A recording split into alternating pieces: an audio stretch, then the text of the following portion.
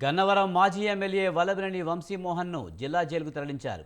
సత్యవద్దను బెదిరించి భయపెట్టిన కేసు తారుమారు చేయాలని చూశారని ఏసీపీ దామోదర్ అన్నారు. వంశీ అతని అనుచరులు సత్యవద్దను కిడ్నాప్ చేసినట్లు ఆధారాలు ఉన్నాయని చెప్పారు.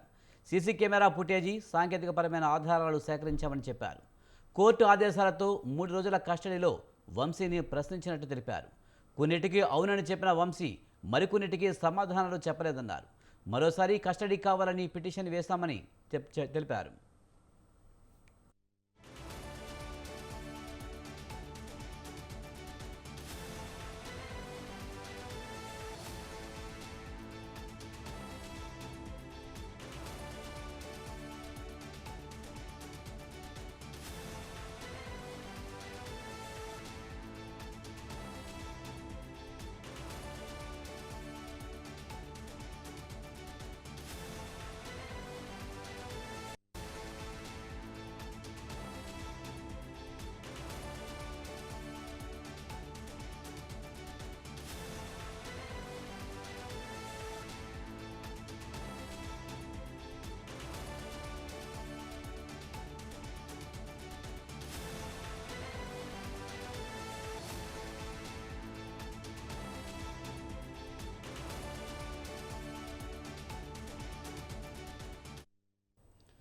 గన్నవరం మాజీ ఎమ్మెల్యే వల్లభనేని వంశీమోహన్ను జిల్లా జైలుకు తరలించారు.